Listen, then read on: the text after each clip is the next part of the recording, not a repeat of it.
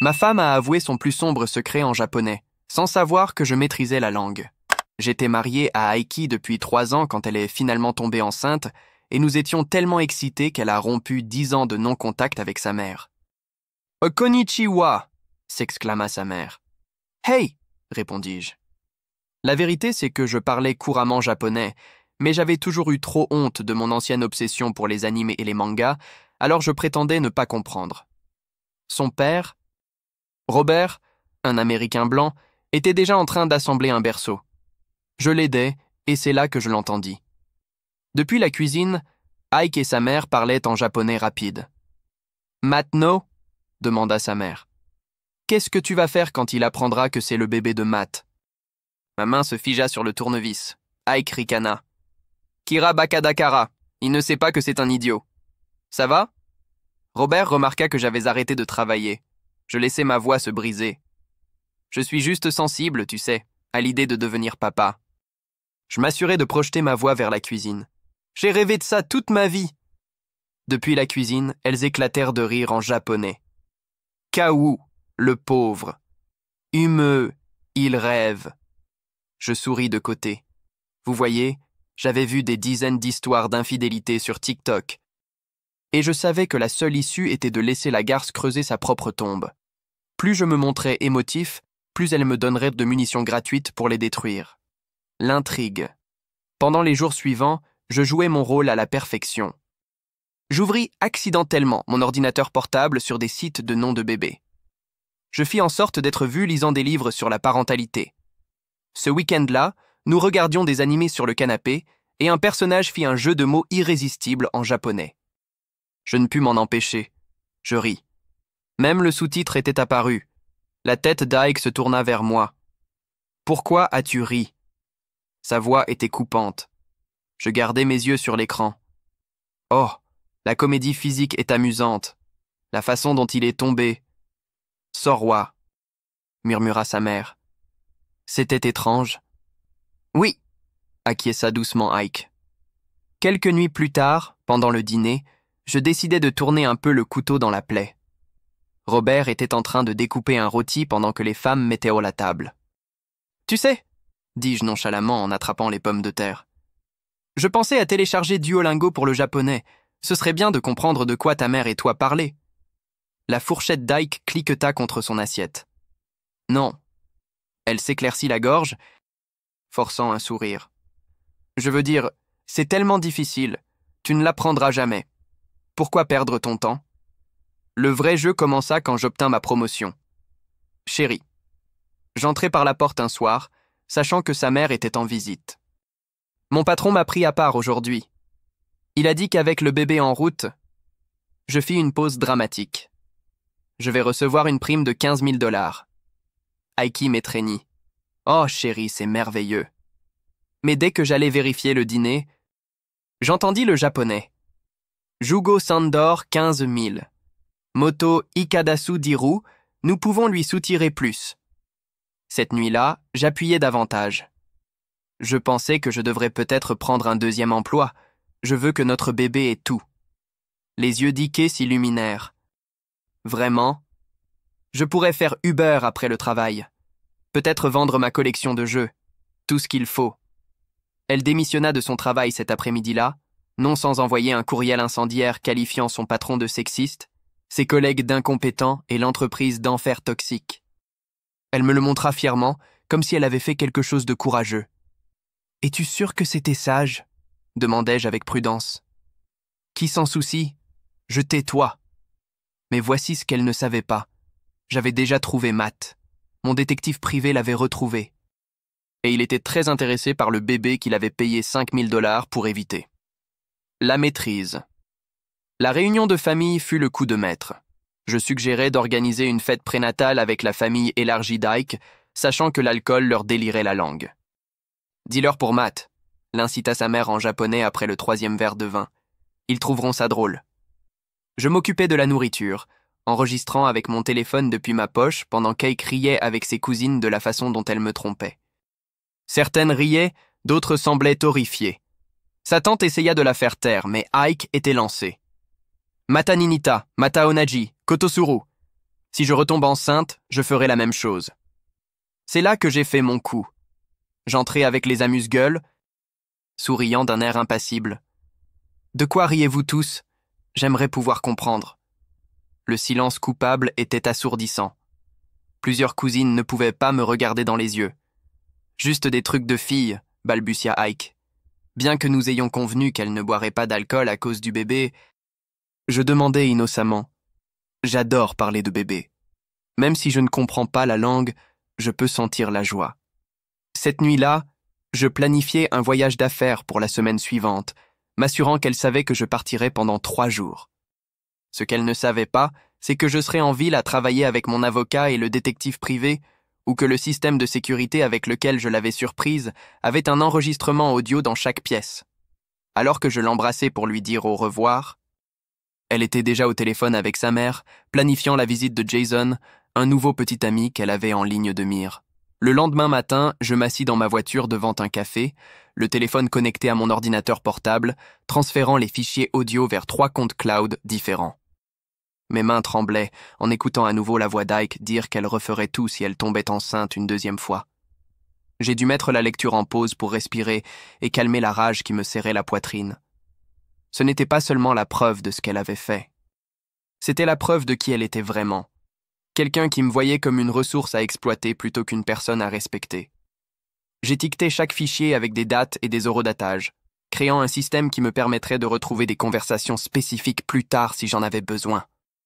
L'enregistrement de la fête de famille était le plus long, plus de 2 heures de bavardage japonais qui comprenait au moins 15 minutes de discussion directe sur Matt et le bébé.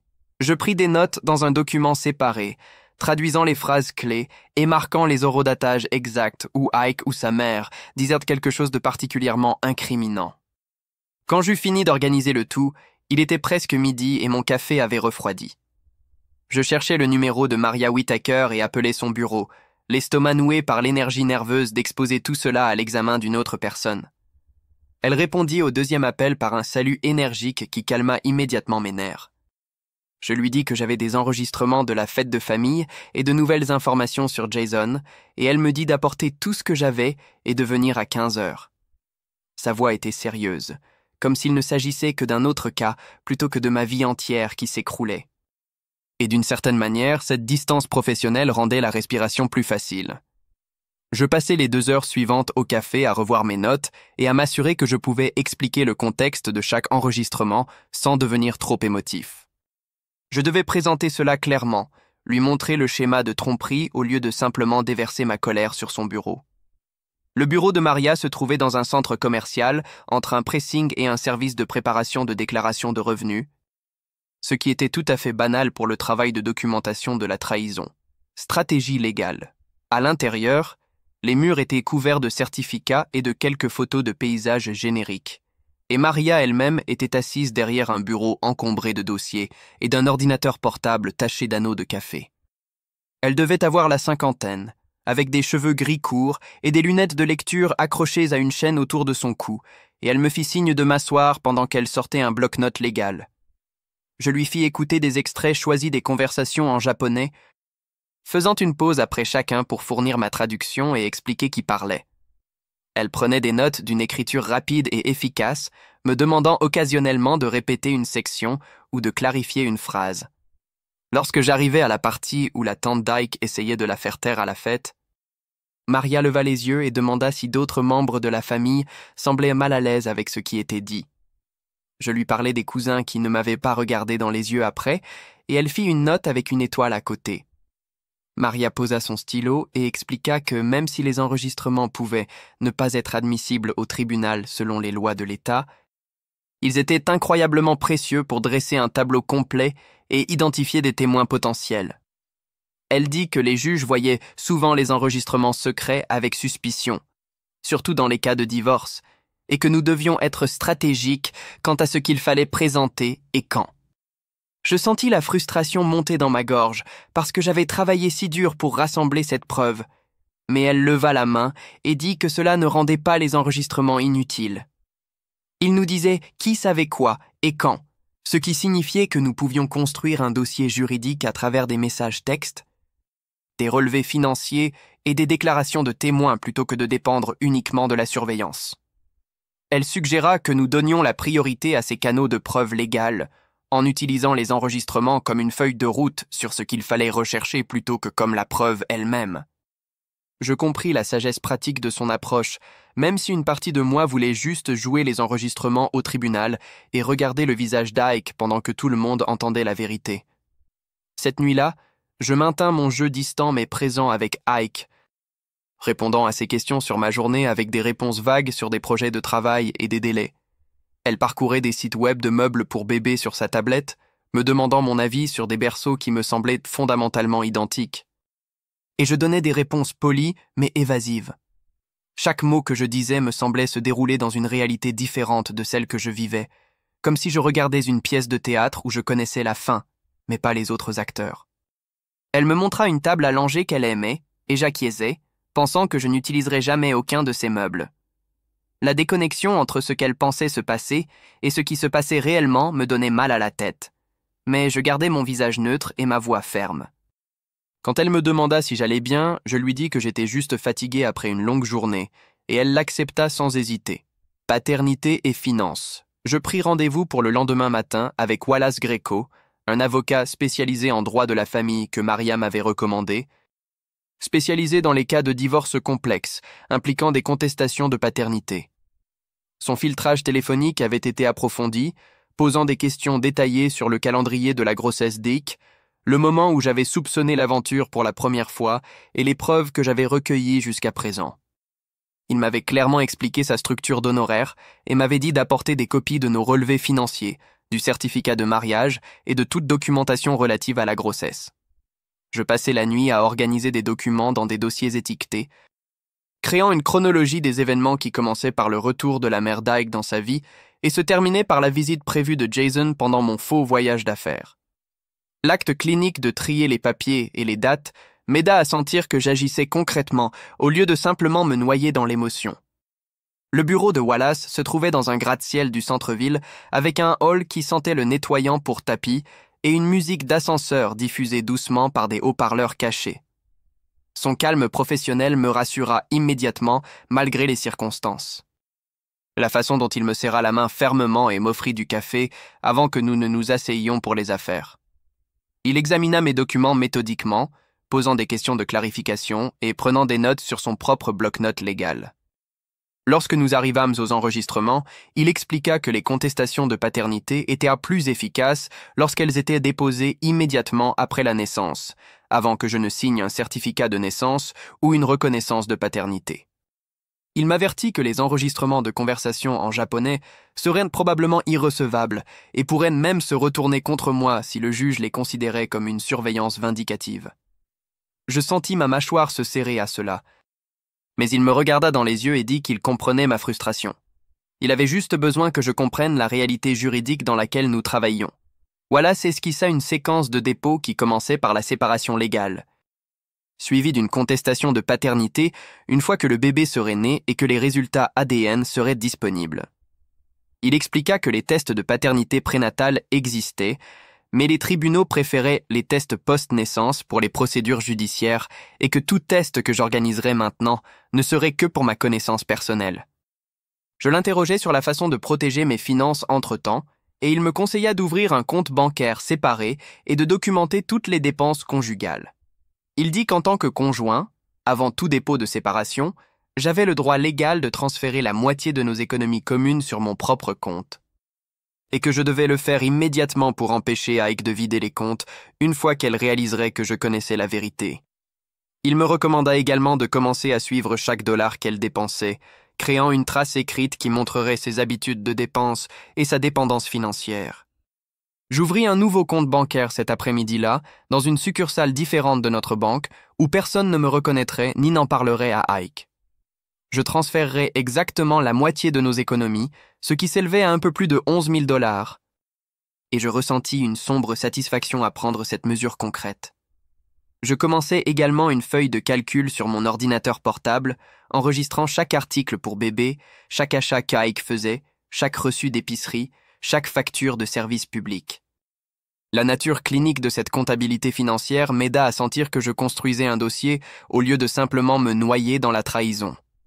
Chaque numéro que j'entrais était une autre preuve, un autre fait qui soutiendrait ma position lorsque tout cela éclaterait au grand jour. Je créais des formules pour calculer ses dépenses mensuelles et les comparer à ce qu'elle avait contribué lorsqu'elle travaillait encore, brossant un tableau clair de sa dépendance financière. La surveillance approuvée. Cette nuit-là, j'étais dans la cuisine en train de préparer le dîner quand j'entendis Ike au téléphone dans le salon, parlant en japonais rapide avec sa mère. Je m'approchai de la porte, feignant de vérifier quelque chose dans le garde-manger, et l'entendis dire quelque chose à propos de déplacer de l'argent sur le compte de sa mère au cas où. Je sentis un pincement au ventre, réalisant qu'elle pensait déjà à cacher des actifs, ce qui signifiait qu'une partie d'elle soupçonnait que je savais peut-être quelque chose, ou du moins sentait que les choses n'allèrent pas bien entre nous. Je pris note mentalement de parler de cette conversation à Wallace lors de notre prochaine réunion et de vérifier l'activité de notre compte quotidiennement pour détecter tout transfert inhabituel. Le fait qu'elle planifiait déjà des mouvements défensifs signifiait que je devais garder une longueur d'avance sur elle, continuer à rassembler des preuves et monter mon dossier avant qu'elle n'ait la chance de brouiller les pistes ou de préparer sa propre stratégie. J'attendis après minuit quand elle était endormie avant d'ouvrir mon ordinateur portable dans le bureau à domicile. Je me connectai au panneau d'administration de notre routeur en utilisant le mot de passe que j'avais configuré lorsque nous avions emménagé pour la première fois, un mot de passe qu'elle n'avait jamais su exister. Les journaux de connexion se chargèrent lentement, affichant des semaines d'activité et des colonnes bien rangées d'adresses IP et d'horodatage. Je fis défiler les données, cherchant des schémas, et c'était là. À partir d'il y a 3 semaines, il y avait des appels vidéo qui avaient lieu entre 23h et minuit, toujours après que j'étais allé me coucher. L'adresse IP de destination était cohérente, la même adresse inconnue à chaque fois, et les sessions duraient entre 30 et 45 minutes. Je pris des captures d'écran de chaque entrée de journal, les sauvegardant dans un dossier caché sur mon bureau, puis j'envoyai les fichiers par email à Maria avec un bref message lui demandant de tracer l'IP et de confirmer si elle appartenait à Jason. Mes mains tremblèrent légèrement en appuyant sur envoyer, une autre preuve sécurisée. La réponse de Maria arriva l'après-midi suivant alors que j'étais au travail. L'adresse IP appartenait à un complexe d'appartements dans l'ouest de la ville, et elle avait déjà tiré le répertoire des résidents. Jason Martinez, 28 ans, unité 3B. Elle avait également effectué une vérification des antécédents. Travail de vente pour une entreprise de technologie du centre-ville. Pas de casier judiciaire, célibataire selon ses profils de médias sociaux où il publiait des selfies de Jim et des photos de son chien. Je m'assis dans ma voiture pendant le déjeuner en lisant l'email de Maria, essayant de traiter l'étrange triangle dans lequel j'étais pris. Ike était enceinte du bébé de Matt, mariée avec moi, et préparait déjà sa prochaine relation avec Jason. L'absurdité de cela aurait été drôle si cela ne détruisait pas activement ma vie. Je réexpédiai les découvertes de Maria à mon email personnel de secours et ajoutai les détails de Jason à la feuille de calcul que je tenais. Cette nuit-là, je cherchais dans les annuaires en ligne des thérapeutes spécialisés dans le traumatisme de la trahison et la préparation au divorce. Je trouvai le profil de Devorah Gay sur un site web de conseil. Ses références étaient listées avec une photo montrant une femme d'une 50aine d'années, aux yeux aimables et aux cheveux gris.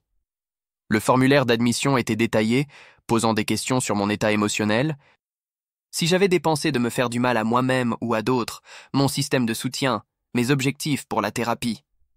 Je le remplis honnêtement sur le parking d'une épicerie, tapant sur mon téléphone que j'étais en colère et blessé, mais pas dangereux. Juste désespéré d'avoir un espace pour traiter cette situation sans m'effondrer ou faire quelque chose de stupide. J'envoyai le formulaire et reçus une réponse automatique indiquant que quelqu'un me contacterait dans les 24 heures pour fixer un rendez-vous. Le bureau de Dvorah m'appela le lendemain matin et je pris mon premier rendez-vous pour jeudi après-midi. Thérapie et confrontation imminente. Lorsque le jour arriva, je quittai le travail tôt et me rendis dans un petit immeuble de bureau près de l'hôpital. La salle d'attente avait des chaises confortables et des magazines que personne ne lisait. Le genre d'espace professionnel générique qui pourrait être un dentiste ou un comptable aussi facilement qu'un thérapeute. Dvorah me rencontra à la porte, me serra la main et me conduisit à son bureau, où 2 fauteuils se faisaient face avec une petite table entre eux. Je m'assis et commençai à parler, toute l'histoire déversée. Elle écouta sans interrompre, prenant des notes occasionnelles, son visage neutre mais attentif. Quand j'eus fini, elle me demanda ce que j'espérais accomplir par toute cette collecte de preuves. Je lui dis que je voulais exposer Ike devant toute sa famille, m'assurer que tout le monde sache ce qu'elle avait fait. Dvora hocha lentement la tête et demanda si cela servirait ma guérison ou seulement ma colère. La question me frappa plus fort que prévu, restant dans ma poitrine comme un poids pour le reste de la session et me suivant à la maison après. Je n'avais pas de bonne réponse. Au cours de la semaine suivante, je commençais à retirer des objets de la maison en silence pendant mes pauses déjeuner.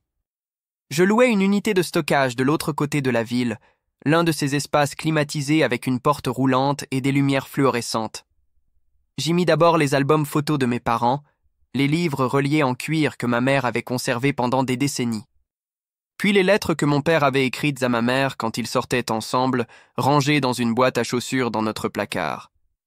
J'attrapais quelques meubles qui avaient appartenu à mes grands-parents, de petits objets qui rentraient dans le coffre de ma voiture. Chaque voyage ressemblait à un démantèlement de la vie que je pensais construire, emballant des morceaux de mon histoire avant qu'ils ne puissent devenir des dommages collatéraux dans toute confrontation à venir. Je photographiais tout pendant que je le chargeais dans l'unité de stockage, créant un inventaire numérique au cas où j'aurais besoin de preuves plus tard de ce qui m'appartenait. Ike remarqua la photo de mariage manquante jeudi soir. Elle époussetait l'étagère du salon lorsqu'elle s'arrêta et regarda l'espace vide où la photo de mes parents se trouvait depuis 2 ans. Elle m'appela, demandant où elle était passée. Sa voix était désinvolte mais curieuse. Je sortis de la cuisine et lui dis que je l'avais apportée pour faire réparer le cadre, que le coin se détachait et que je ne voulais pas qu'elle tombe et que le verre se brise. Elle accepta immédiatement cette explication, hochant la tête et passant à l'époussetage de l'étagère suivante. Son acceptation facile de mon mensonge reflétait exactement la façon dont elle m'avait menti pendant des mois. Et je ressentis une satisfaction sombre à lui renvoyer ses propres tactiques. La photo était en fait dans mon unité de stockage, soigneusement enveloppée dans du papier bulle et rangée dans une boîte étiquetée avec les noms de mes parents. Maria m'appela vendredi avec des nouvelles de Matt. Elle avait fixé un rendez-vous avec lui en utilisant un vague prétexte concernant une question juridique nécessitant son avis, sans mentionner Ike au départ. Matt avait accepté de se rencontrer dans un café du centre-ville samedi matin et Maria m'invita à venir observer à distance. Je pourrais voir ses réactions de première main sans qu'il sache que j'étais là. J'acceptais immédiatement, demandant ce que je devais porter pour me fondre dans la masse. Maria rit et dit que des lunettes de soleil et une casquette de baseball feraient l'affaire. Assise-toi juste assez loin pour qu'il ne me remarque pas en train de regarder.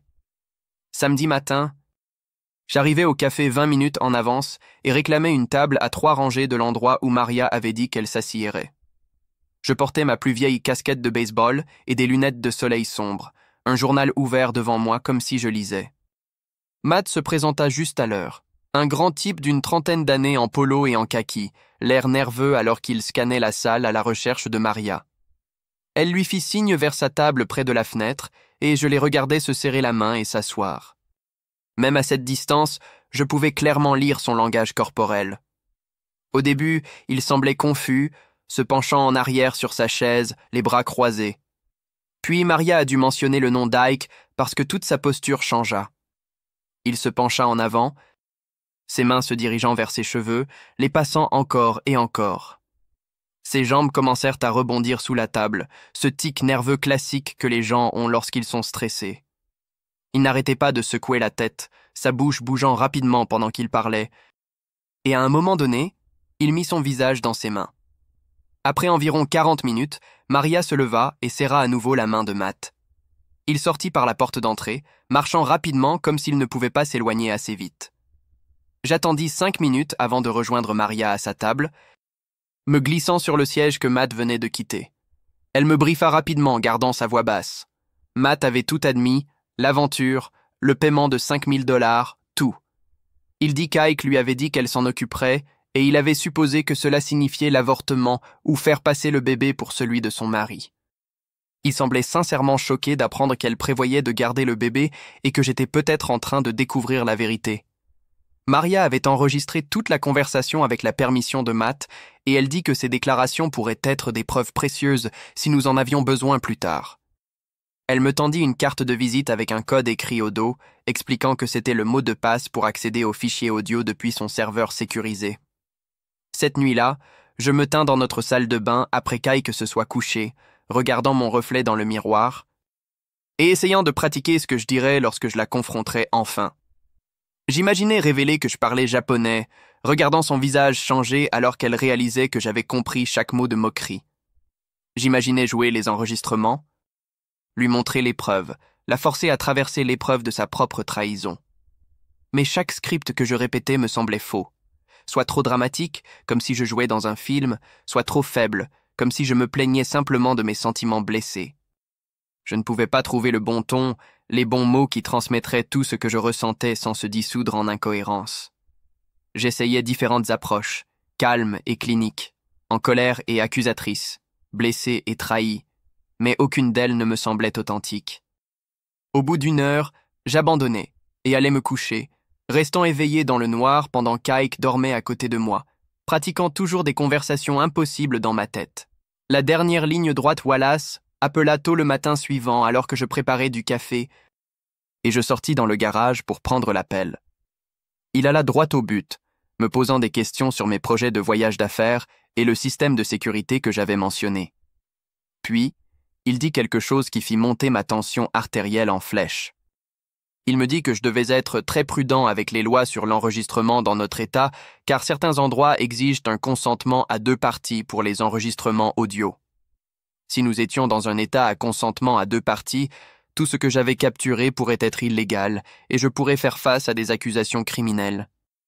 Ce qui détruirait tout mon dossier et me ferait potentiellement aller en prison. Je m'assis sur ma boîte à outils, me sentant soudainement malade. L'idée que toute ma collecte de preuves puisse se retourner contre moi et me causer des problèmes juridiques ne m'était même pas venue à l'esprit. Wallace dit qu'il ferait des recherches sur nos lois d'État spécifiques et me rappellerait dans quelques heures, mais que je devais suspendre tout enregistrement supplémentaire jusqu'à ce que nous soyons sûrs. Je passais le reste de la matinée à chercher en ligne, à lire des sites web juridiques et des statuts d'État, essayant de comprendre la différence entre le consentement à 1 partie et le consentement à 2 parties. Mes mains tremblaient en faisant défiler page après page de langage juridique. Finalement, vers midi, je trouvais ce que je cherchais. Notre État était un État à consentement à 1 partie, ce qui signifiait que je pouvais légalement enregistrer toute conversation dont j'étais une partie ou qui se déroulait dans ma propre maison. Le soulagement me frappa si fort que je dus mettre ma tête entre mes genoux. Wallace rappela 1 heure plus tard pour confirmer mes recherches, mais ajouta un avertissement qui atténua une partie de mon soulagement. Il expliqua que même si les enregistrements étaient légaux, les juges les voyaient parfois d'un mauvais œil s'ils ressemblaient à du harcèlement ou à un piège tendu à votre conjoint. Je devais être intelligent sur ce que j'enregistrais et comment je le présentais au tribunal. Le but était de documenter un comportement authentique, pas de piéger Ike pour qu'elle dise ou fasse quelque chose qu'elle ne ferait pas normalement. J'assurais à Wallace que je comprenais et que je n'utiliserais les enregistrements que pour capturer ce qui se passerait naturellement pendant mon faux voyage d'affaires. 2 jours plus tard, j'installais le système de sécurité pendant qu'Ike était à un rendez-vous chez le médecin. Je montais de petites caméras dans le salon, la cuisine et le couloir, chacune avec une capacité d'enregistrement audio cachée dans ce qui ressemblait à un équipement de sécurité domestique ordinaire. L'installation complète me prit environ 90 minutes et je testais chaque caméra 2 fois pour m'assurer que la qualité audio était assez claire pour capter les conversations. Quand je rentrais à la maison, je lui montrais le nouveau système avec ce que j'espérais ressembler à une fierté enthousiaste. Je sortis l'application sur mon téléphone et lui montrai comment nous pouvions surveiller la maison à distance, consulter les caméras de n'importe où et recevoir des alertes si le système détectait un mouvement. Je lui expliquai qu'avec le bébé en route, je voulais m'assurer que notre maison était aussi sûre que possible, surtout quand je devrais voyager pour le travail. Elle sourit et me serra dans ses bras, disant que cela la rendait plus sûre de savoir que nous avions cette protection. Elle n'avait aucune idée qu'elle venait d'approuver sa propre surveillance. Cette nuit-là, pendant un dîner tranquille, elle s'agrippa soudain à son ventre et laissa échapper un cri haletant. Son visage devint pâle et elle se plia légèrement sur sa chaise. Ma fourchette tomba dans mon assiette alors que je sautais. Toute ma colère et ma planification oubliées en un instant. Je lui demandais ce qui n'allait pas et elle me dit qu'elle avait des douleurs aiguës, pires que tout ce qu'elle avait ressenti auparavant. Mes mains attrapèrent déjà mes clés et son sac à main pendant que je lui disais que nous allions à l'hôpital tout de suite. Je l'aidai à monter dans la voiture, un bras autour de sa taille pendant qu'elle respirait à travers ce qui ressemblait à des contractions. Le trajet jusqu'aux urgences prit 12 minutes, mais ressembla à 1 heure. Mes mains serrèrent le volant si fort que mes jointures devinrent blanches, tandis qu'Ike respirait par courtes bouffées à côté de moi. À l'hôpital, elle fut mise dans un fauteuil roulant et emmenée directement pour être examinée. Je faisais les 100 pas dans le couloir à l'extérieur de sa chambre, mon esprit courant entre l'inquiétude pour sa sécurité physique et le gâchis compliqué de notre situation. Un médecin sortit au bout d'environ 30 minutes et expliqua qu'il s'agissait de douleurs ligamentaires rondes, pas de travail, une condition courante et inoffensive où les ligaments soutenant l'utérus s'étiraient et causaient des douleurs aiguës. Ils voulèrent la surveiller pendant encore 1 heure, juste pour être sûrs. Mais le bébé allait bien et il n'y avait pas de danger immédiat. Le soulagement et la confusion me frappèrent en même temps, me laissant épuisé. Dans la salle d'attente de l'hôpital après, je m'assis sur une chaise en plastique inconfortable et regardais Ike somnoler sur le siège à côté de moi, sa main posée sur son ventre comme si elle protégeait le bébé. Même endormi, quelque chose changea dans ma poitrine. Un mélange déroutant de tendresse et de trahison qui me serra la gorge. C'était toujours une personne avec qui j'avais partagé 3 ans de ma vie. Quelqu'un que j'avais aimé et avec qui j'avais fait des projets, même si cette personne n'avait jamais vraiment existé comme je le pensais. La complexité de me sentir à la fois protecteur et furieux m'épuisait plus que la seule colère ne l'avait fait. Elle avait l'air vulnérable et petite sous l'éclairage cru de l'hôpital, et je détestais qu'une partie de moi se soucie encore de son bien-être, malgré tout ce qu'elle avait fait. Robert appela l'après-midi suivant pour prendre des nouvelles d'Ike après que sa mère lui ait parlé de la visite à l'hôpital. Je pouvais entendre une véritable inquiétude dans sa voix, alors qu'il demandait si elle allait bien et si le bébé allait bien. Je lui donnai la mise à jour médicale et l'assurai que tout allait bien, juste une frayeur. Pendant que nous parlions, je réalisais avec un sentiment pesant dans l'estomac que Robert allait être dévasté. Absolument. Voici la traduction en français de la suite de l'histoire. Le faux voyage et la surveillance. 3 jours plus tard, j'ai rencontré Wallace de nouveau à son bureau pour finaliser la stratégie de mon faux voyage d'affaires. Il a déployé une chronologie sur son bureau et m'a expliqué exactement ce qui devait se passer pendant ces 3 jours. Il a souligné à plusieurs reprises que je ne devais pas confronter Ike pendant cette période, peu importe ce que je verrais ou entendrais à travers les caméras. L'objectif était la pure documentation, la laisser révéler ses plans avec Jason naturellement, sans aucune pression ou soupçon de ma part. Wallace a expliqué que si je la confrontais ou tentais de la prendre en flagrant délit, cela pourrait ressembler à un piège ou à du harcèlement, ce qui affaiblirait notre dossier. Je devais juste observer, enregistrer et tout documenter, tout en maintenant mon alibi d'être hors de la ville pour le travail. Le faux voyage. Ce soir-là au dîner, j'ai parlé à Ike de mon voyage de travail prévu pour la semaine suivante. J'ai expliqué que c'était une session de formation obligatoire dans une ville à 3 heures de route, quelque chose pour laquelle mon patron m'avait inscrit il y a des mois et dont je ne pouvais pas me dégager. Elle n'a posé que quelques questions de base sur quand je partais et quand je revenais. Puis elle a semblé presque soulagée en hochant la tête et en reprenant son repas. Ce soulagement m'a fait mal, mais il a également confirmé tout ce que je savais déjà. Elle était déjà en train de planifier comment utiliser ces 3 jours, elle pensait déjà à la visite de Jason, elle attendait déjà mon absence. La nuit précédant mon faux départ, j'ai fait ma valise dans notre chambre pendant qu'Ike regardait la télévision dans le salon. Je me suis assuré d'inclure suffisamment de vêtements et d'articles de toilette pour que le voyage semble réel, même si je n'allais être qu'à 20 minutes dans un hôtel. Le lendemain matin, je l'ai embrassée pour lui dire au revoir, avec la même affection distante que j'affichais depuis des semaines. Le genre de baiser qui est plus une habitude qu'un sentiment. Elle m'a dit de conduire prudemment et de lui envoyer un SMS à mon arrivée. Sa voix joyeuse d'une manière qui me retourna l'estomac. J'ai conduit jusqu'à un hôtel de l'autre côté de la ville. Je me suis enregistré sous mon propre nom et j'ai installé mon ordinateur portable sur le bureau pour surveiller les caméras de sécurité. La chambre était générique et impersonnelle, avec des murs beiges et une vue sur le parking, mais elle ferait l'affaire. 3 heures après mon départ, j'ai regardé à travers la caméra Ike prendre son téléphone et appeler sa mère.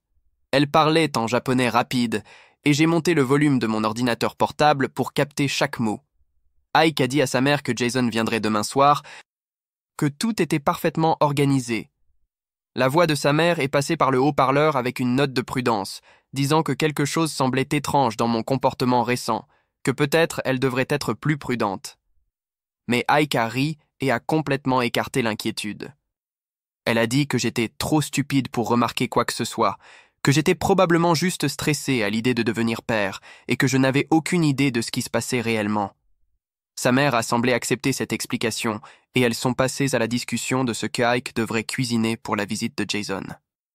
J'ai fermé mon ordinateur portable et j'ai regardé le mur terne de l'hôtel, laissant leurs mots me submerger une fois de plus avant de tout documenter et d'envoyer le fichier à Wallace.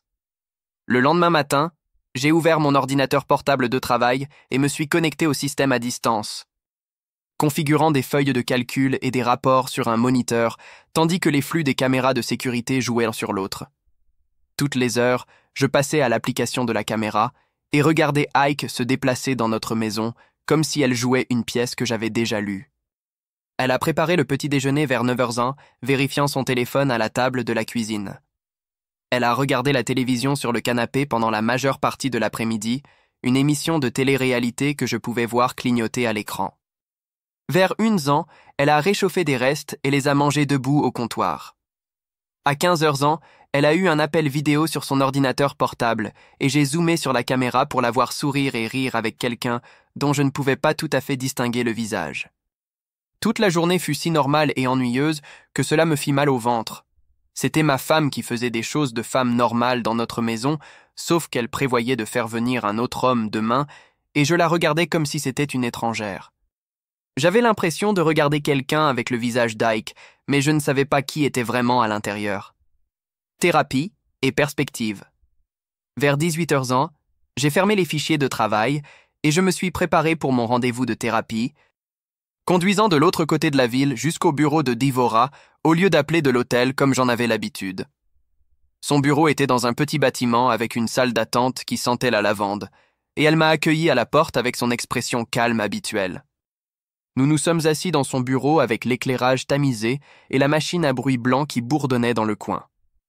Je lui ai parlé du système de surveillance et de la façon dont je passais mes journées à regarder Ike à travers des caméras qu'elle ne savait pas enregistrer l'audio. Je lui ai expliqué que j'attendais que Jason se présente afin de pouvoir tout documenter pour le divorce. Devora a écouté sans interrompre, puis elle m'a demandé ce que je ferais si la preuve n'était pas aussi dramatique que je l'espérais. Sa question m'a fait faire une pause parce que je n'y avais pas vraiment pensé. J'avais été tellement concentré sur le fait d'attraper Ike au pire moment possible que je n'avais pas envisagé ce qui se passerait si Jason venait juste dîner et qu'il regardait la télévision. Que se passerait-il s'il n'y avait pas de preuves irréfutables? Juste une tromperie ordinaire? Devora s'est penchée un peu et a dit quelque chose qui a changé toute ma perspective. Elle a suggéré que j'étais en train d'encadrer cela comme une mission de vengeance, alors qu'en réalité, j'essayais de me protéger d'être légalement et financièrement lié à l'enfant d'un autre homme. Elle a dit que la collecte de preuves n'était pas une question de punition. Il s'agissait d'établir la vérité afin que je puisse prendre des décisions éclairées sur mon avenir. La façon dont elle l'a expliqué m'a fait me sentir moins comme un type effrayant espionnant sa femme et plus comme quelqu'un qui prenait des mesures raisonnables pour se protéger. Je n'essayais pas de détruire Ike. J'essayais d'éviter d'être détruit par ses mensonges. Quand je suis sorti de son bureau ce soir-là, je me sentais plus centré que je ne l'avais été depuis des semaines. Comme si j'avais la permission de faire ce que je faisais sans m'y noyer dans la culpabilité. La preuve irréfutable. Le deuxième jour de mon faux voyage de travail a commencé avec plus de travail à distance et de surveillance par caméra. J'ai répondu à des emails et assisté à une vidéoconférence tout en gardant un œil sur les flux de la maison. Ike semblait plus énergique ce jour-là, nettoyant la cuisine et faisant la lessive. Vers 17h, elle a pris une douche et a mis des vêtements plus jolis, ce qui a fait s'accélérer mon pouls parce que je savais ce qui allait arriver. À 19h exactement, La caméra de la sonnette a montré Jason marchant vers notre porte d'entrée, portant des sacs en papier qui semblèrent contenir des plats à emporter et une bouteille de vin glissée sous son bras. J'ai vu Ike ouvrir la porte, et Jason l'a embrassé juste là dans l'entrée. Pas un baiser rapide, mais un vrai baiser qui a duré plusieurs secondes. Sa main est allée à son ventre enceinte, et s'y est posé comme s'il avait tout le droit de le toucher. Ils sont entrés dans le salon et j'ai changé de vue de caméra pour les suivre. Ils se sont installés sur le canapé et ont déballé les plats à emporter, une sorte de nourriture chinoise d'après les contenants que je pouvais voir. Leur langage corporel était si confortable et familier, la façon dont ils se penchaient l'un vers l'autre et partagèrent de la nourriture dans le même plat. Ce n'était pas un premier rendez-vous ou une aventure nerveuse, c'était deux personnes qui avaient fait cela auparavant, probablement de nombreuses fois. Ils jouaient à la petite maison dans ma maison, assis sur mon canapé, mangeant à ma table basse, agissant comme si c'était leur vie ensemble. Je les ai regardés manger et parler pendant environ 1 heure, incapables d'entendre ce qu'ils disaient, mais voyant à quel point ils avaient l'air détendus tous les deux. Puis j'ai dû fermer l'ordinateur portable parce que je sentais ma poitrine se serrer et mes mains trembler. L'intimité domestique de les voir ensemble était pire que ce que j'avais imaginé. J'ai attrapé ma veste et je suis sorti, marchant en cercle autour du parking de l'hôtel dans l'air froid de la nuit. Des voitures passèrent sur la route principale et je me suis concentré sur la respiration lente, me rappelant encore et encore que cette preuve était nécessaire. J'avais besoin de cette documentation pour le divorce, pour la contestation de paternité, pour tout ce qui allait arriver. La douleur que je ressentais à ce moment était le prix à payer pour protéger mon avenir. Après environ 20 minutes, je suis rentré et j'ai vérifié mon téléphone, voyant un SMS de Maria me demandant si j'étais disponible pour parler. Je l'ai rappelée et elle m'a dit qu'elle avait terminé son enquête de fond sur les finances de la famille Dyke. La mère Dyke avait fait faillite il y a 7 ans et traînait toujours une dette de carte de crédit importante selon les registres publics auxquels Maria avait accédé. Cette information a aidé à expliquer une partie de la pression qu'Ike pourrait ressentir pour assurer la stabilité financière par mon intermédiaire, même si cela n'excusait rien de ce qu'elle avait fait. Maria a dit que ce contexte sur les problèmes d'argent de sa mère pourrait être utile si nous nous retrouvions en médiation, montrant un schéma de désespoir financier dans la famille. Je l'ai remerciée et j'ai pris des notes sur tout ce qu'elle m'avait dit. La fin de la farce. Le 3e jour, j'ai fait mes valises et j'ai conduit jusqu'à la maison dans l'après-midi, chronométrant mon arrivée après avoir vu Jason partir sur les caméras de sécurité. Je suis arrivé à l'allée vers 16h et j'ai franchi la porte d'entrée avec mon sac de voyage. Ike est sorti de la cuisine et m'a serré dans ses bras, me demandant comment s'était passée la formation. Je lui ai donné des détails ennuyeux sur les salles de conférence et les présentations PowerPoint sur les nouveaux systèmes logiciels, le tout complètement inventé. Elle semblait détendue et heureuse, probablement soulagée que sa visite avec Jason n'ait pas été détectée. Nous avons dîné ensemble, et elle a parlé de sa journée, mentionnant qu'elle avait nettoyé la maison et regardé des émissions, omettant soigneusement la partie où son petit ami passait la nuit. Ce soir-là, après nous être préparés à dormir, Ike s'est approché de moi et a posé sa main sur ma poitrine d'une manière qui clarifiait ses intentions. Je me suis légèrement retourné et lui ai dit que j'étais épuisé par le voyage et les longues sessions de formation. L'idée d'un contact physique avec elle m'a hérissé la peau, comme si mon corps connaissait la vérité même si je feignais l'ignorance. Elle a semblé blessée pendant 1 seconde, mais n'a pas insisté. Elle s'est simplement retournée et s'est endormie. Je suis resté éveillé pendant des heures à regarder le plafond et à compter les semaines jusqu'à ce que le bébé naisse et que je puisse enfin mettre fin à cette farce. Le lendemain matin, j'ai appelé Wallace et j'ai planifié une réunion pour revoir les images de sécurité. À son bureau ce même jour, je lui ai montré des clips sélectionnés de Jason arrivant, embrassant Ike et passant la nuit chez nous. Wallace a regardé attentivement et a pris des notes, confirmant que la présence de Jason combinée aux journaux d'appel vidéo et à la déclaration écrite de Matt établissait un schéma clair de tromperie continue. Il m'a rappelé que dans notre État, l'adultère avait un impact limité sur les procédures de divorce, ce qui m'a frustré car j'avais toutes ces preuves qui me semblaient importantes, mais qui n'allaient en réalité pas changer grand-chose légalement. Le véritable enjeu allait être la contestation de paternité et toute réclamation financière qu'Ike pourrait faire sur la base de notre mariage. Préparation pour la paternité et l'accouchement. Wallace a sorti un bloc-notes légal et a commencé à rédiger ce qu'il a appelé un plan d'action post-naissance. Il a expliqué que le plan comprenait des tests de paternité immédiats dès la naissance du bébé, le dépôt d'une demande de séparation légale dans les jours suivant l'obtention des résultats et la demande d'ordonnance temporaire concernant la division des biens et les finances.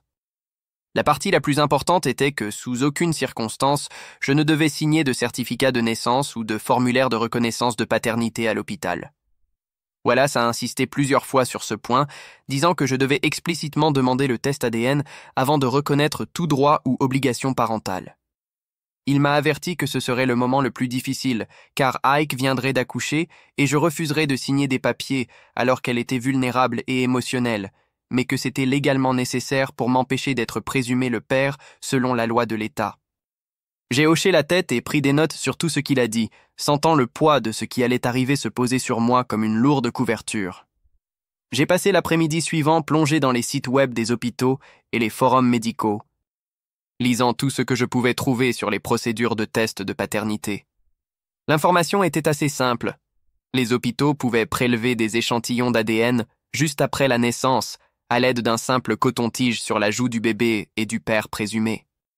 Le traitement standard prenait 3 à 5 jours, ce qui semblait une éternité quand j'imaginais attendre dans ce purgatoire pendant qu'Ike se rétablissait et que tout le monde supposait que j'étais le père. Mais il y avait une option accélérée, des résultats en 24 à 48 heures moyennant des frais supplémentaires. Je n'ai même pas hésité avant de décider que c'était la voie que je prendrais. Le coût n'avait pas d'importance comparé au fait de passer même une journée supplémentaire coincée dans l'incertitude, faisant semblant de célébrer un enfant qui n'était peut-être pas le mien. Alors que la famille Dyke regardait et s'attendait à ce que je signe des documents qui me lieraient légalement à l'enfant d'un autre homme, j'ai mis en signer 3 services de test différents et envoyé les informations par email à Wallace, lui demandant de confirmer celui que l'hôpital utilisait et si je devais organiser quelque chose à l'avance. Sa réponse est arrivée dans l'heure, me disant qu'il contacterait l'hôpital directement pour établir le protocole de test et s'assurer que le personnel savait de ne me présenter aucun formulaire de reconnaissance de paternité avant que les résultats n'arrivent. Lire son email m'a donné un étrange sentiment de soulagement, comme si je faisais enfin des pas concrets au lieu de simplement rassembler des preuves et d'attendre. Ce vendredi-là, la mère d'Ike est arrivée pour le week-end avec 2 valises et un sac rempli de vêtements de bébé qu'elle avait collectionnés. J'ai regardé depuis la cuisine comment elle embrassait Ike dans l'entrée, parlant en japonais rapide de son excitation et de la taille du ventre d'Ike. Elles se sont dirigées vers le salon et je leur ai apporté du thé, jouant mon rôle de mari attentionné tout en étudiant leur dynamique avec une nouvelle conscience. La mère d'Ike était contrôlante d'une manière que j'avais remarquée auparavant, mais jamais vraiment analysée. Touchant constamment le ventre d'Ike et offrant des conseils sur tout, des positions de sommeil aux aliments à éviter. Ike répondait à chaque suggestion par un accord immédiat ou une rébellion subtile selon son humeur. Et je pouvais voir le schéma de leur relation se dérouler en temps réel. Ce qui m'a frappé le plus, c'est à quel point sa mère touchait constamment le ventre d'Ike, ses mains cherchant toujours cette courbe gonflée, mais elle m'a à peine regardé de tout l'après-midi. Quand elle établissait un contact visuel, cela durait peut-être 1 seconde avant qu'elle ne détourne le regard, et j'ai compris qu'elle ne pouvait pas faire face à la personne que sa fille avait aidé à tromper. J'ai gardé mon expression neutre et je leur ai apporté des collations. Agissant comme si je ne remarquais pas la culpabilité écrite sur son visage chaque fois que j'entrais dans la pièce. Le samedi soir, Robert est venu dîner, et nous nous sommes tous les 4 assis autour de la table pendant qu'il découpait un rôti qu'il avait apporté. La conversation est restée légère au début, parlant de la météo et d'un projet sur lequel Robert travaillait dans son garage. Mais ensuite, il a mentionné quelque chose qui a fait taire tout le monde. Il avait mis en place un fonds universitaire pour son futur petit-enfant, mettant de l'argent de côté chaque mois depuis que nous avions annoncé la grossesse, et il voulait savoir si nous avions une préférence sur la façon dont le compte devait être structuré. La table est devenue complètement silencieuse, à l'exception du bruit de son couteau contre la planche à découper. J'ai vu Ike et sa mère échanger un regard à travers la table, un aperçu rapide qui a duré peut-être 2 secondes, mais qui a tout communiqué. Elles savaient toutes les deux que ce bébé pourrait ne pas être le petit enfant biologique de Robert, que toute sa planification généreuse et sa préparation excitée pourraient être pour un enfant qui n'avait aucun lien de sang avec lui. Le poids de leur tromperie s'est soudainement senti plus grand que ce qu'elle m'avait fait à moi seul. Il s'est étendu à Robert, cet homme gentil qui m'avait accueilli dans sa famille et m'avait traité comme un fils.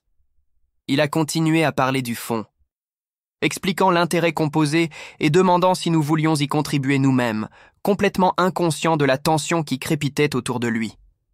Je me suis forcé à répondre normalement, le remerciant pour sa générosité, et disant que nous y contribuerions certainement une fois que le bébé serait arrivé. La merdique s'est excusée pour aller aux toilettes, et j'ai aperçu la lueur des larmes dans ses yeux alors qu'elle quittait la table. Après le dîner, j'ai demandé à Robert si je pouvais lui parler de quelque chose. Utilisant des décisions de travail comme excuse, nous sommes sortis dans le garage où il gardait ses outils de menuiserie et ses projets à moitié terminés, l'air sentant la sciure de bois et le vernis. Il a écouté attentivement pendant que j'inventais des questions sur l'avancement de carrière et l'équilibre travail-vie personnelle, me donnant des conseils paternels sur la priorité à donner à la famille et à ne pas laisser l'ambition me consumer. Debout là, entouré de ses outils et entendant sa véritable préoccupation dans sa voix, j'ai été submergé par le besoin de tout lui dire. Les mots étaient juste là dans ma gorge, prêts à se déverser sur l'aventure d'Ike et Matt et les conversations japonaises où ils s'étaient moqués de moi. Mais les avertissements de Wallace résonnèrent dans ma tête sur le contrôle du moment et de la méthode de divulgation, sur le fait de ne pas laisser l'émotion guider ma stratégie. Alors j'ai ravalé la vérité et j'ai hoché la tête à la direction de Robert, acceptant sa sagesse sur l'équilibre et la famille, tout en sachant que très bientôt, je devrais briser son monde avec des informations qui lui briseraient le cœur. Il m'a tapoté l'épaule et m'a dit que j'allais être un excellent père, et j'ai dû me retourner et faire semblant d'examiner une scie à table pour qu'il ne voie pas mon visage. L'acte final. Au cours des semaines suivantes, Ike est entrée dans son 3e trimestre et tout est devenu plus difficile pour elle physiquement. Elle se plaignait constamment de douleurs au dos qui la réveillèrent la nuit, de chevilles tellement enflées que ses chaussures habituelles ne lui allaient plus, et d'insomnie qui la laissait épuisée et irritable. Je lui ai apporté un soutien pratique comme des coussins chauffants et des oreillers supplémentaires, l'aidant à se mettre à l'aise dans le lit et m'assurant qu'elle avait tout ce dont elle avait besoin. Mais j'ai maintenu une distance émotionnelle que je ne pouvais pas tout à fait cacher.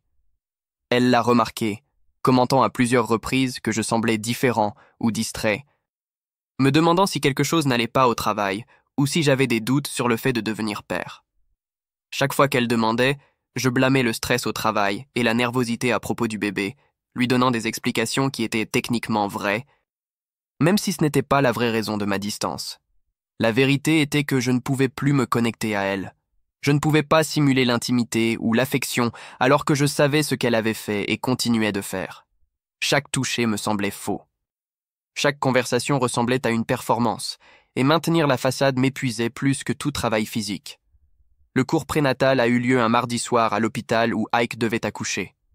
Nous nous sommes assis en cercle avec 6 autres couples pendant qu'une instructrice démontrait des techniques de respiration et des positions d'accouchement. Tous les autres semblaient vraiment excités et connectés. Je me sentais comme un acteur dans une pièce de théâtre effectuant des mouvements qui n'avaient aucune signification authentique derrière eux. L'instructrice a demandé au couple de pratiquer le toucher de soutien, nous montrant comment appliquer une pression sur le bas du dos pendant les contractions. J'ai placé mes mains sur le dos d'Ike avec un détachement clinique, suivant les instructions techniques, mais ne ressentant rien, et elle a tourné la tête pour me lancer un regard confus. Les autres couples riaient et plaisantaient, les hommes faisant des commentaires nerveux sur le fait de s'évanouir dans la salle d'accouchement, tandis que leurs épouses roulèrent des yeux avec affection.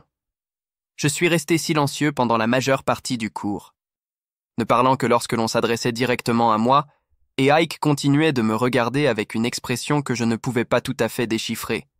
Sur le chemin du retour, elle a demandé à nouveau si j'allais bien, et je lui ai dit que j'étais juste en train de tout traiter et que je me sentais dépassé par la responsabilité.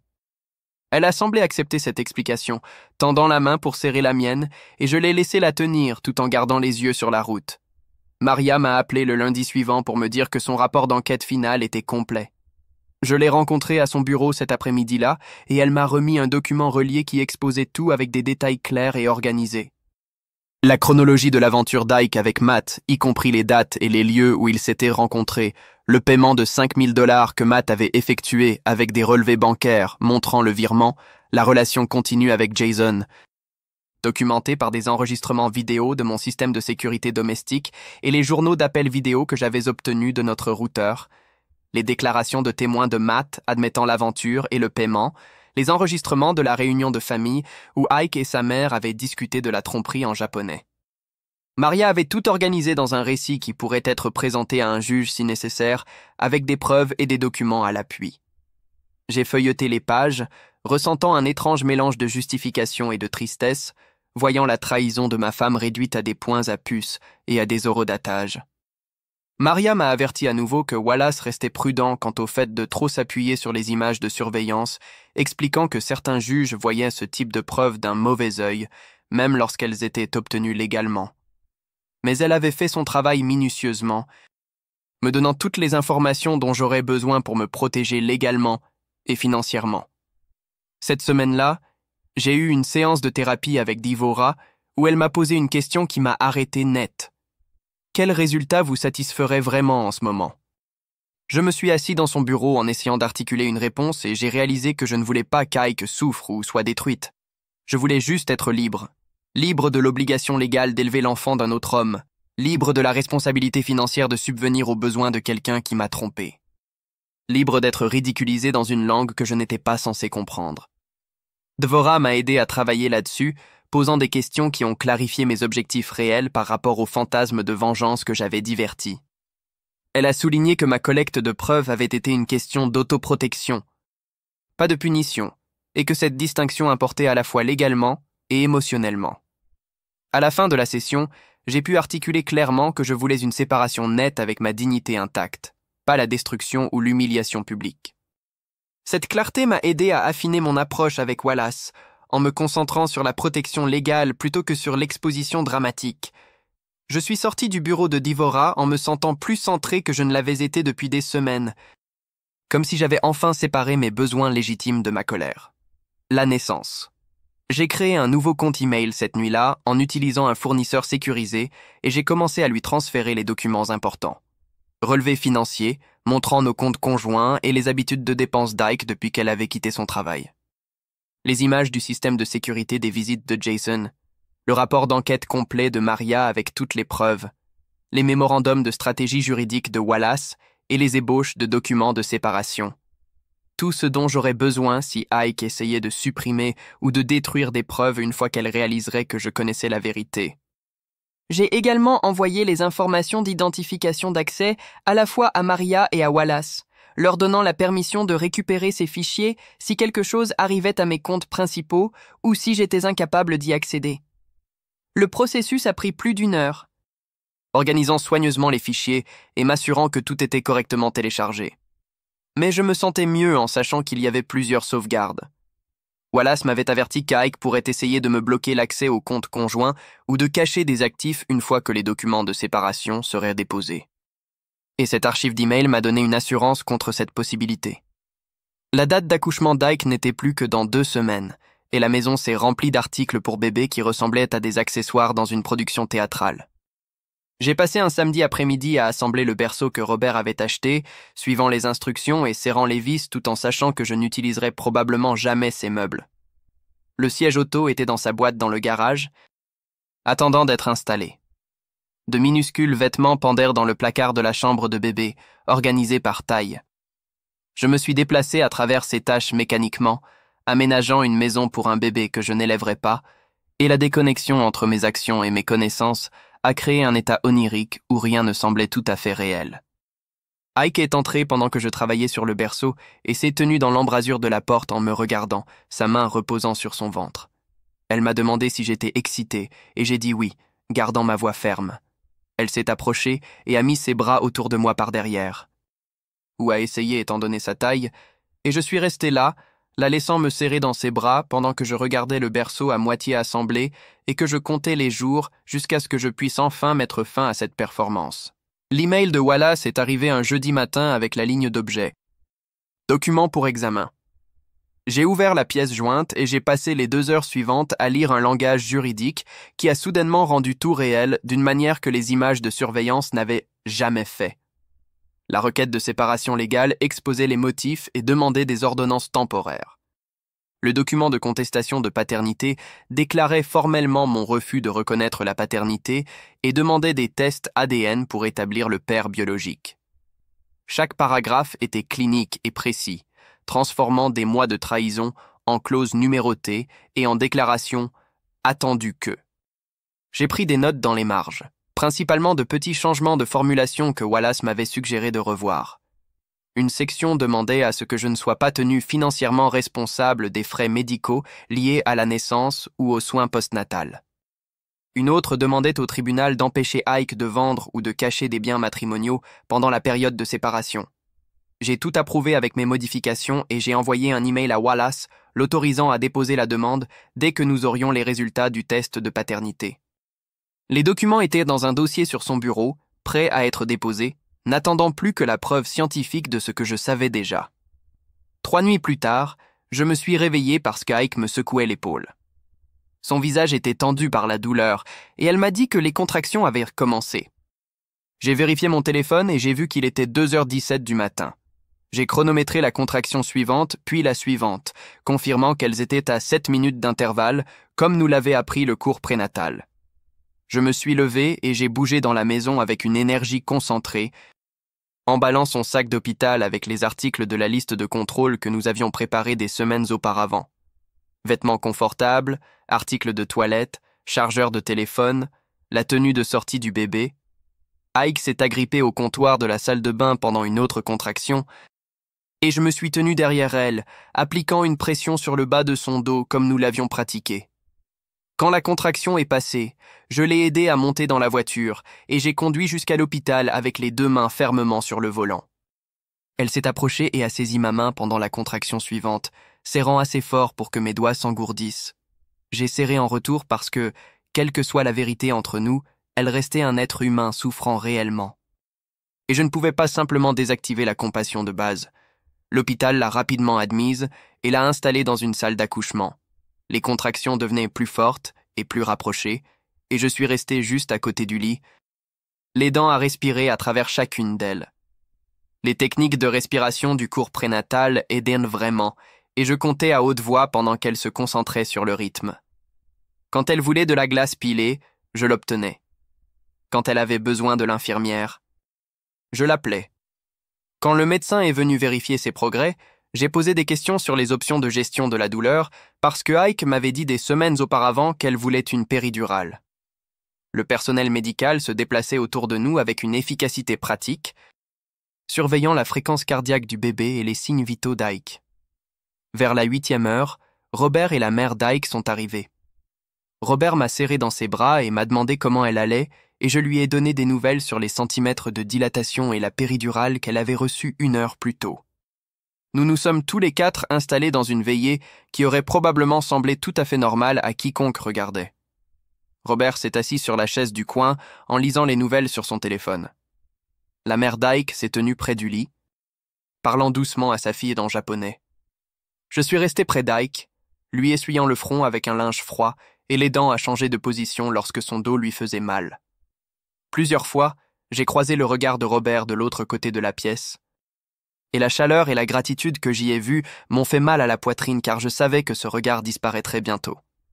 Le bébé est né à 18h47 après 2 heures de poussée qui ont laissé Ike épuisée et tremblante. Le médecin a annoncé que c'était un garçon et a crié le poids. 7 livres et 3 onces, environ 3,26 kilos. La joie de la naissance a rempli la pièce de larmes et de félicitations. Robert pleurait et prenait des photos. La mère d'Ike parlait en japonais rapide de sa beauté. Les infirmières souriaient et félicitaient Ike pour son travail acharné. Je me suis tenu légèrement en retrait du lit, observant ce moment qui aurait dû être le plus heureux de ma vie, mais qui ressemblait davantage à assister à des funérailles. Le bébé faisait de petits bruits et bougeait ses minuscules mains. Ike pleurait et souriait en même temps. Tout le monde était tellement concentré sur la nouvelle vie dans la pièce que personne n'a remarqué que je ne m'étais pas rapproché ni que je n'avais essayé de le toucher. Environ 30 minutes plus tard, une fois que l'équipe médicale eut terminé les examens post-partum immédiats, une infirmière est entrée avec un presse-papier. Elle m'a souri et a commencé à expliquer les documents du certificat de naissance, désignant les lignes où je devrais signer pour